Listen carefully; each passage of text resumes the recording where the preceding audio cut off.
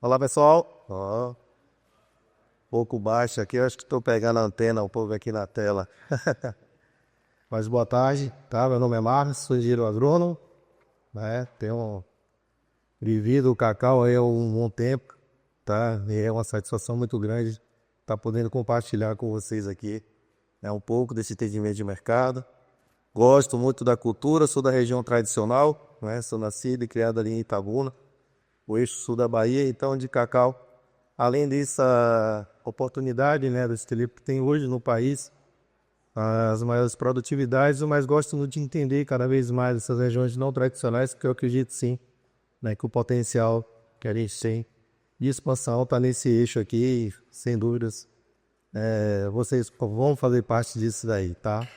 Então, agradecendo aqui o convite do Vinícius, né, dizer que o Sindicato Rural, é o Sindicato dos Produtores Rurais de Uberaba, que sai na frente, de fato, implantando esse método, convidando a cacauicultura, né, marcando o pé do Triângulo Mineiro. A gente entende o potencial, mas é mais uma vez destacar que a iniciativa a gente precisa começar, né? Então, enaltecer esse trabalho, a Uberaba sai cada vez mais na frente, é conhecida por seus grandes potenciais e não tenho dúvidas que aqui, de fato, vai ser uma nova fronteira da cacauicultura no Brasil e ser referência no negócio, tá? Então, fala um pouquinho, né? Estou aqui falar de mercado, mas apresentando essa bandeira, Cardil, muito conhecida para alguns, já em alguns segmentos, né? A gente participa de várias formas de estar na mesa do consumidor, né? O cacau não é diferente, é mais uma das opções.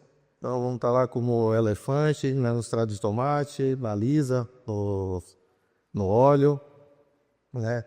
E o cacau não é um dos maiores negócios na Cagil, mas são os maiores dentro do segmento. Então, essa mesma qualidade, esse mesmo potencial que a marca leva, a gente quer externar para que seja uma credibilidade também na cacauicultura. Então, sintam-se cientes de que negócios feitos conosco são negócios firmes, né? Então, o compromisso é além da barreira preço. A gente está querendo, de fato, levar uma posição de parceria, onde não só preço e tapa nas costas sejam um método de mercado, e sim entender as demandas, né, que a cadeia seja mais participativa, os aumentos de produtividade sejam uma opção real, né? Então, hoje a gente tem projetos inseridos desde de agregado da certificação, que seria preço, né, onde o produtor atribuído dentro desse processo hoje do Conselho de Sustentabilidade tem um valor maior agregado, existe o acompanhamento, né, do time, a gente zela muito pela questão do acompanhamento técnico, né, então as nossas iniciativas elas sempre vão girar em torno disso e crédito também, né, dentro da cultura. Então, dentro do cacau estamos bem inseridos, né, representamos grande parte da cadeia e contem conosco para dar, né, além do ponto de negociação, mas sim trazendo as oportunidades, tá bom? Falando de cacau, pessoal, no mercado é um pouco daquilo. O Vitor deu uma distribuição de cenário, na área do mundial. Eu queria dar uma sacada aqui em relação, em forma de dashboard, de que seria isso. Então, a África está ali, né, de azul, a gente consegue ver um país somente, né? Então a gente estava comentando em relação ao que África significa, mas na verdade aqui não é África, é só a Costa do Marfim.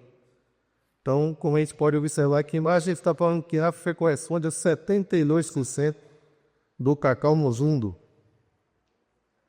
Então, cada vez que a gente pensar em chocolate, né, no mundo, 70% do que é produzido está no continente africano, tá?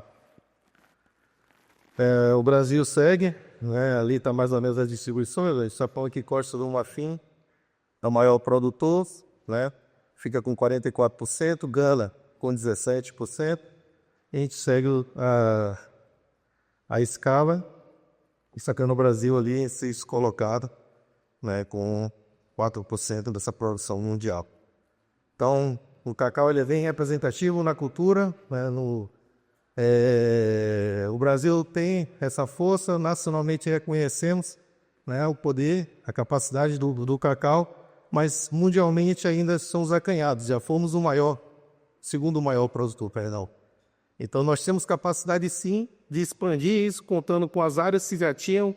Então, pensando nesse propósito de expansão, nós falamos que perfeitamente conseguimos atingir novos patamares e, sim, sair, né, de um cenário de sexto colocado, por que não dizer, encabeçar esse ranking. E isso é muito importante, né? Eu acho que não é uma dor ainda da região aqui, porque está em desenvolvimento, mas quando nós, geralmente nas outras estruturas, nós somos os primeiros, né? Os maiores produtores, os maiores exportadores, e no cacau aqui ainda a gente tem uma demanda nacional de 250 mil toneladas, e nós produzimos nessa média aqui de 190, 180, a expectativa para esse ano, e já fomos 210 recentemente. Então, notem que temos um potencial, né, hoje de processamento, então é uma garantia de liquidez. Uma das preocupações de quem quer entrar no segmento seria essa, se existe a liquidez do cacau, e a gente fala que hoje o prato ele é pequeno em relação à fome que a indústria tem. Então, esse cenário ele é favorável a quem quer entrar na cultura, né, mas além desse patamar, a gente discute que estava falando de um adubo que seria da região tradicional. Geralmente, quando acontece qualquer intempérie a nível regional, isso não se reflete em preço compatível. Então, às vezes você vai ter um momento com maior dificuldade climática, isso vai ter impacto na sua produtividade. Mas isso nem sempre se reflete em preço. E essa é a parte que não é legal, quando você não é um formador de opinião. Então, se nós sairmos desse posicionamento de sexto colocado, né, à medida que a gente expande as áreas que estão sendo plantadas e atingimos esse novo patamar, a gente diz que somos sim formadores de opinião e que todos os impactos que se reflitam em nossas culturas, a gente garante que vai ter mercado e assim ser compatível com o preço, né? Então, esse é o cenário que buscamos, né, que haja essa autossuficiência do cacau, não só para o que tem hoje disponível, né, de consumo, mas destacar que hoje tem mais empresas em concorrentes nossos, os segmentos de grãos, por exemplo, que está pronta para entrar, não entra porque não tem produto. Então, a liquidez é a garantia de uma entrada no negócio de sucesso, tá? Então, estamos falando que o Brasil já chegou a produzir 400 mil toneladas, então estamos hoje na capacidade de metade, né, daquilo que nós já atingimos. E eu não tenho dúvidas que este cenário de 400 mil toneladas, né, à medida que a gente expande essas áreas, a gente consiga atingir, superar esses números, né. Eu não tenho a imagem aqui, mas eu gostei da imagem do Vitor. Ele trazia um cenário das regiões tradicionais, das regiões que tem cacau, velho. Você pega em primeiro lugar ali, tá? A Bahia, segundo lugar o Pará, terceiro lugar o Espírito Santo. Então hoje a gente vê no potencial das áreas implantar só no que nós temos hoje de projetos, né? O Euler vai estar na SAC, falou um pouquinho, daqueles são os propósitos CARDIL na região, né, do Estado.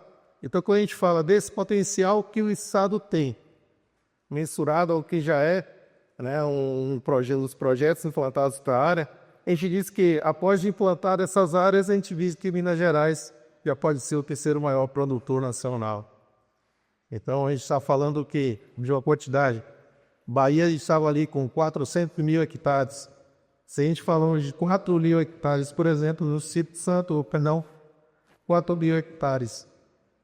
Em Minas Gerais, com o potencial produtivo que a região proporciona, a gente está falando que ultrapassa 7 mil, 8 mil toneladas, se é o que é produzido pelo Espírito Santo. Então, o potencial, o estresse, que vocês têm na mão aqui, clima, disponibilidade e nível tecnológico, pode sim funcionar e cada vez mais desencadear a cadeia. Então, é com muito entusiasmo que a gente está aqui presente exatamente para mostrar esse número que vocês façam parte dele. Então, dentro do processo de cacau, ele é distinguido em 3 etapas, né? A formação de preço. Então, existem os conceitos que são formadores, né? O preço do cacau ele diverge um pouco da fruta, né? Se tratar de commodity, ele sempre vai ser escalado assim na condição dos grãos, né? Então, influenciado pelos conceitos globais, né, o destacar um pouquinho falando do cenário, o que tem acontecido no mercado para dar esse impulsionada que o preço subiu, né? Mas isso sempre é refletido por oferta e demanda global, né? Então a gente é associado aqui à Bolsa de Nova York, associada no ágio.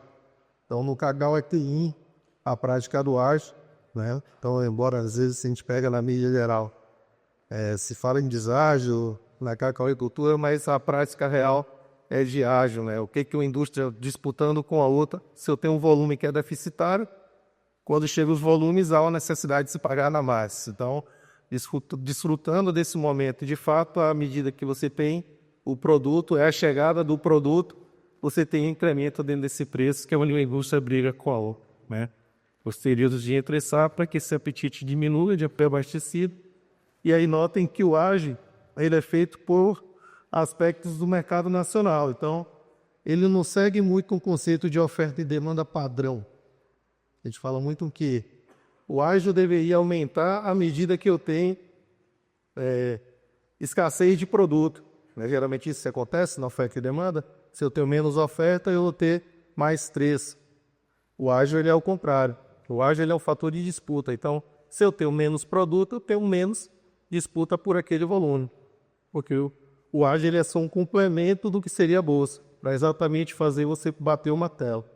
Então, quem faz essa evolução à medida que o preço, que eu tenho um pouco produto, é mercado. Mercado que vai subir à medida que vocês têm menos produto, mas o ágio ele entra como um fator de disputa. Então, sempre que chegar a maior entrada de produto, a indústria vai estar disputando com os maiores ágios para, de fato, diferenciar com o preço, o padrão de mercado e que o produtor venda seu produto a quem te der o maior preço, tá?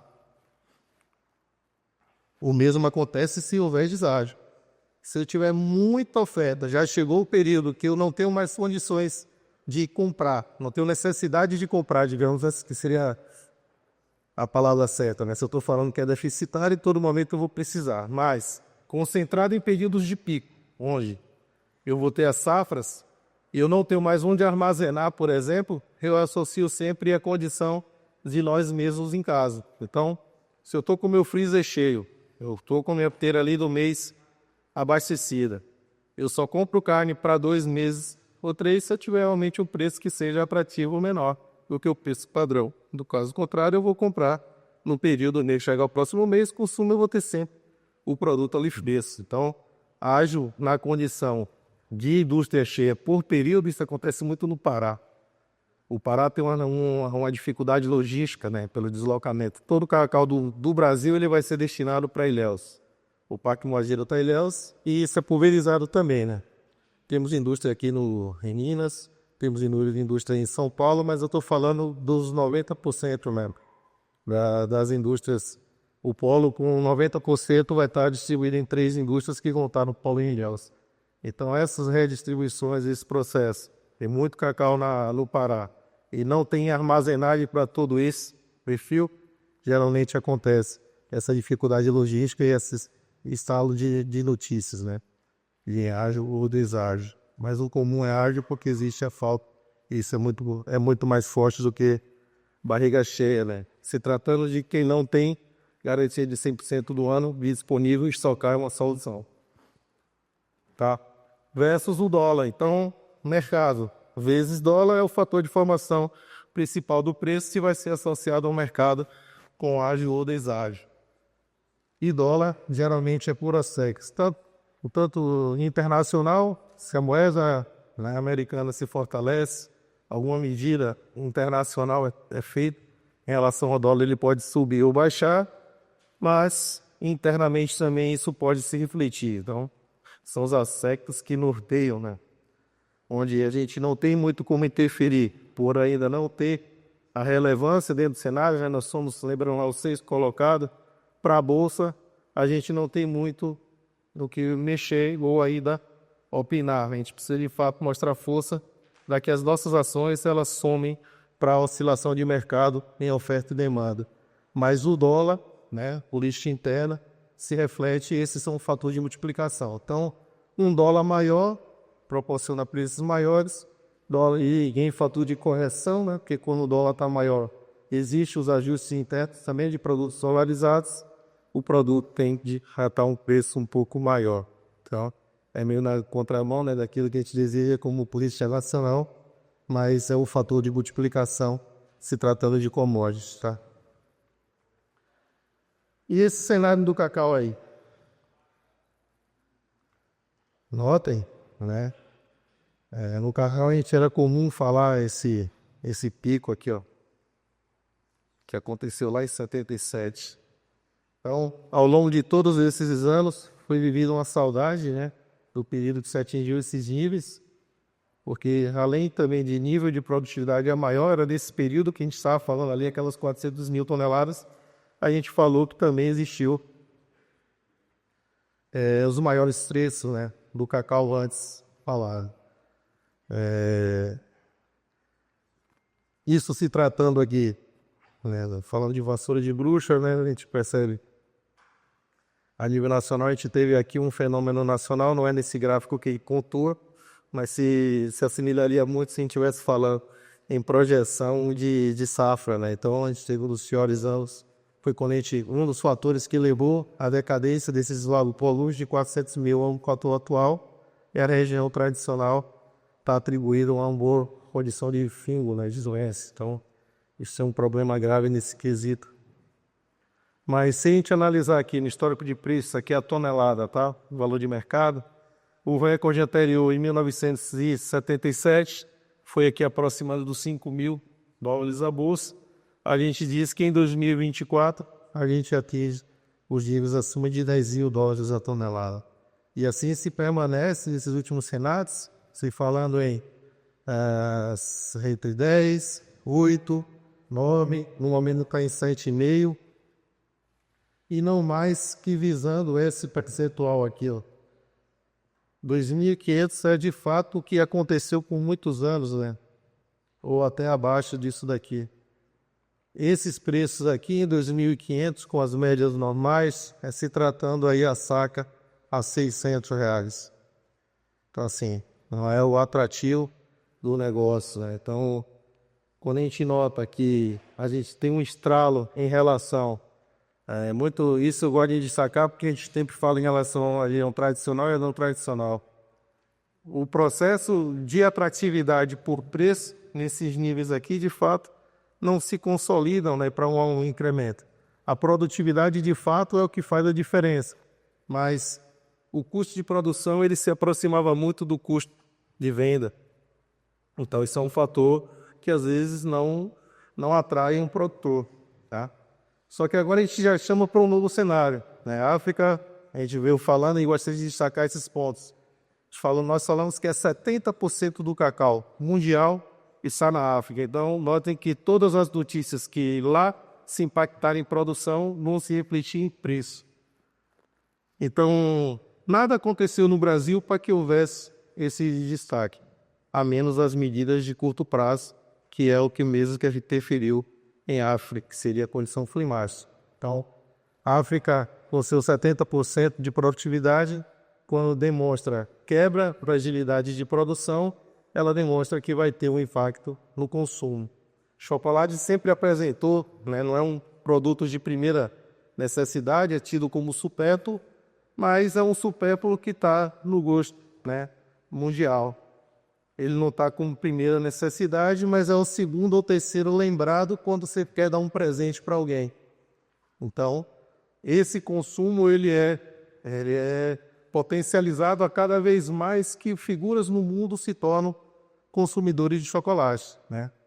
Então, a gente está falando que hoje o consumo atual apresentou uma falta de 400 mil toneladas. A gente está falando que é um impacto grande de 5 milhões de consumo, né? Versus ali uma perda de 400 mil toneladas, então entrou-se em colapso aquilo que eram os recordes de entrega africana, e a partir de agora isso dificilmente volta ao processo padrão. A gente falou dos processos de médio de curto prazo, que é a questão climática, o Brasil também se enquadrou nesse processo. Então, a curto prazo, a gente teve o problema de Os períodos de formação,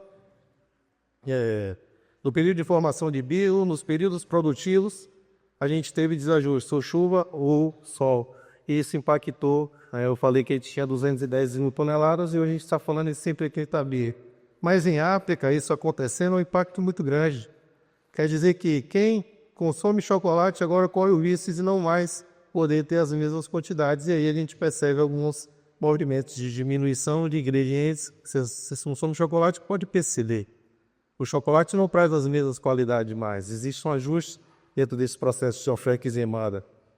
Exatamente porque não tem como você atingir, ou conseguir atender todo o público com o cenário atual de oferta que nós temos. Seguindo um passo de o que traz para o cacau uma realidade que ela é atrativa, principalmente nesse preço, porque nós tratamos principalmente um fator. No médio prazo, nós temos um problema em África que é questões de doença. Então, lá está passando por um processo de introdução de um vírus que acarreta demais a produtividade, o potencial de diminuição de produção de 30%. Então, se tratando de vírus, o ideal seria se eliminar a planta, mas quando você não elimina, você tem um problema instalado aí nas suas áreas. Então, o segundo maior produtor, que é Gana, já tem mais de 50% de suas áreas comprometidas, A situação africana em relação a custos, de rentabilidade, o governo interfere na negociação, então eles não têm o mesmo valor na negociação do cacau, então dificilmente estão tendo essa oportunidade de ainda estar vendendo a 10 mil, tá? Então esse é um cenário que dificulta para o produtor fazer as suas práticas, e abdicar seus manejos. Então, se eu não tenho como controlar, eu tenho um problema que é grave de entrada de doenças, e eu não consigo controlar, mais uma vez, eu não tenho como atingir os meus recordes produtivos. E aí, cada vez mais, nós estamos falando que quem é o maior produtor tem dificuldade de ofertar o produto, e assim, consequentemente, a manutenção de preço, a manutenção da falta. E se tratando, acabei de falar que doenças seria o médio, ao médio prazo, uma dificuldade de retorno, as lavouras também não seguem como lavouras novas. Então, a renovação é uma necessidade e não há fator hoje que diga-se de investimentos. Então, podemos dizer que cada vez mais no mundo se faz necessário que hajam regiões potenciais que cheguem com um novo olhar e dê essa atenção para suprir essa necessidade que o mundo tem de cacau, tá? Dentro desse mesmo ambiente, a gente está falando dos pilares econômicos, social, e ambiental. O cacau entrega muito nesse quesito, tá? Então, dentro dos pilares de sustentabilidade, não só se agrega valor, se cuida do meio ambiente, tá? E tem um cuidado social para as pessoas inseridas dentro desse processo. Esses são os pontos interessantes dentro do cacau. E aumentando, como proposta da cacauicultura, diversificação, comercialização, gestão e produtividade são os conceitos que são muito importantes de se administrar no processo da cacauicultura, Trazendo como sugestão exatamente onde não é o celeiro, você tem ela como uma diversificação, uma cultura que proporciona boas rentabilidades, tem bom condicionamento de comercialização, se tratar de commodities, e dentro de uma boa gestão você consegue entregar boas produtividades. Tá? Além das oportunidades de cenário de commodities, a gente disse, tem não só fatores de formação de preço diferentes do potencial regional, mas também entrando com condição de armazenagem. Então, você não precisa vender quando você não se agrada com o preço. Isso te proporciona um bom planejamento para que você possa ter sucesso comercial. Dentro do fator qualidade, o cacau entrega em quantidade, Essa é uma divisão em relação aos conceitos, nem sempre um se associa ao outro, mas quando feito com qualidade, e o processo de pós-colheita, o cacau ele continua um fator de agregar valor após o manejo que é só do campo, Então, se inicia uma nova fase que determina qual tipo do cacau você vai promover, exatamente a que mercado você vai entregar. Então, Dentro desse fator qualidade, você atribui mais peso ao produto e você atinge novos nichos que você pode associar. Então, Caju trabalha com book, né, cacau industrial. A gente atende o mercado de chocolates, né, chocolatados, biscoitos, sorvetes. Notem que são valores diferentes quando eu tenho um cacau fino, que é específico para um chocolate em barra, do chocolate fino. Então, não vai ser esse o cacau que a Caju vai trabalhar, mas tem espaço demais para o produtor que tem o cacau dentro da sua área implantar. Então, o cacau fino, níveis, né? Então, é um mercado que atribui bastante valor econômico ao produtor, tá? Bom, andando um pouquinho aqui para a gente acelerar, né? Então, a comercialização e produtividade deve-se buscar bons parceiros comerciais. Gerir custo e planejamento é muito importante para você ter um resultado produtivo, né? Rentável e economicamente sacrificado e tecnológico, né? Associar a produtos que estão hoje embarcando tecnologias, né? Além dos de irrigação, a gente está falando dos pacotes de insumos. É muito importante todas as futuras do cacau para sair diferente, mas ela traz para você, além da possibilidade de fazer ela sozinha, oportunidade de consórcio, né? Conhecemos hoje boas áreas, né? Boa produtividade hoje com consórcio com coco, com açaí, tá? Na fase inicial você consegue associar a banana, a mamão, e são os diferenciais que ajudam bastante com o payback da cultura.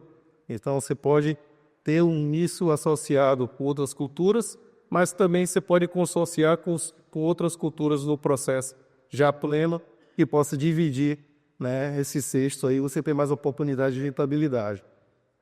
É uma agricultura regenerativa. O Vitor sinalizou aqui em relação a essas ciclagens de nutrientes.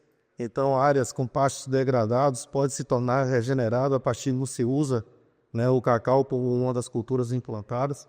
No Pará é tida até como reflorestamento, né, que ela é uma planta nativa da Amazônia. Então, lá o bioma Amazônia, se você tem uma área degradada, você tem tido como reflorestado com o cacau, não é?